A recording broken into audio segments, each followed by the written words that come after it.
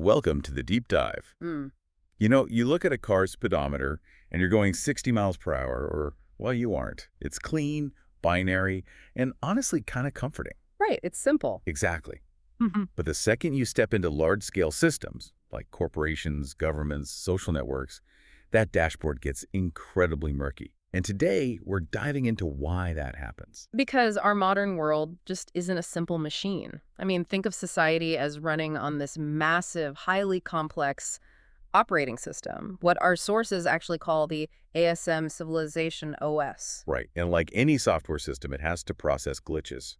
Okay, let's unpack this, because in Article 21, we saw how the simple act of observing something actually changes reality. Yeah, like if a company announces they're tracking screen time, people immediately start, jiggling their mice to look busy. Totally. But today, our mission is exploring the reverse direction. We're looking at Article 22, the reality feedback layer. Which is fascinating. It is. It's all about how reality actually revises observation. But I have to challenge this right out of the gate. Reality revising observation sounds, I don't know, unusual. Reality doesn't have an intention or a mind of its own, does it? Well, no, it's not trying to teach us a lesson or anything. Reality simply returns what we call residuals. Residual. Yeah, a residual is just the inevitable messy gap between what an observation model predicted, the decision you made based on that, and, well, the actual outcome. So it's like the friction between the map and the territory. Precisely. Because observed reality is not actual reality. It's reality compressed through a specific set of filters. Think of it as a formula. Okay.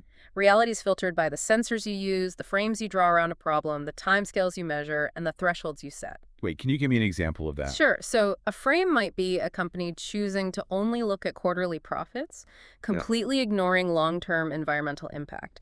And a threshold might be an IT system programmed to ignore any customer complaint that doesn't contain a specific error code. Right, so you lose something in translation every single time. Take organizational efficiency, for example. Management looks at a KPI dashboard, and it's filtered to only show task completion rates. The numbers are up, so. The system looks highly productive. Exactly. But the frontline workers are dealing with endless, unmeasured exception handling just to make those numbers work. And their families, they just see the sheer fatigue carried home at the end of the day. And what's fascinating here is that none of those perspectives are false. They are just different observation surfaces hitting the exact same process. Because management's model just pushed all the messy parts of reality outside of its frame. Right. And when that happens, reality spits back different types of residuals, like the KPI example you just gave. That is actually called a layer residual. Layer residual, meaning it shifts between levels. Yeah, where an improvement mathematically optimized in one layer appears as an increased burden in another. Then there's the compensation shift. Okay, what's that? That happens when a system looks perfectly stable on your dashboard. But that stability is secretly maintained by hidden absorption. Workers, families, or communities quietly picking up the slack off the books just to keep the model from collapsing. Wow. But wait, are these residuals just problems the original observer failed to notice initially? Or do they develop later? I mean, some are omissions, sure, but others are entirely new creations. And that brings us to intervention residue. Intervention residue. Yeah, because a dashboard can only measure what it was programmed to see. Acting on it blindly inevitably triggers chain reactions in the unmeasured areas. The intervention itself creates a brand new side effect. That just didn't exist before you tried to fix things. Exactly. Okay, I get how one worker absorbs the stress of another, or how fixing one metric breaks another. But what happens when the system just does nothing? Like when you implement a new metric and reality just gives you crickets. Oh, that is the silence residual. No response appears, leaving you completely in the dark. So you don't know if it's working or not.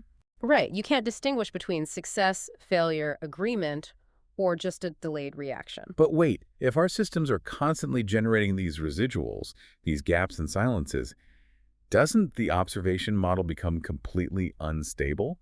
I mean, if we update the corporate strategy every time a single anomaly pops up, we'd be wildly overreacting to every blip. Oh, it would be total chaos.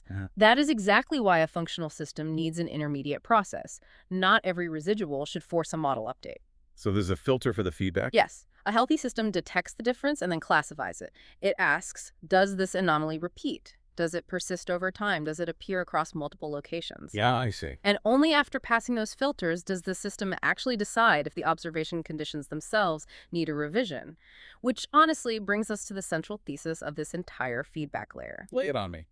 The health of an observation system is not determined by whether it explains reality completely. It is determined by whether the residual differences returned by reality can actually revise the conditions of observation.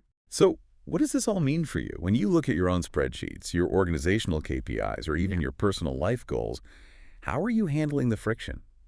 Are you discarding those messy residuals as just noise to make the numbers look good? Or are you using them to update your worldview? Right. And here is a final thought to leave you with today. As AI accelerates this entire recursive loop generating realities, observing them and feeding them back to itself at lightning speed will, our observation dashboards eventually become so flawlessly smooth that they just show us a perfect 60 miles per hour while completely losing contact with the messy human road we're actually driving on.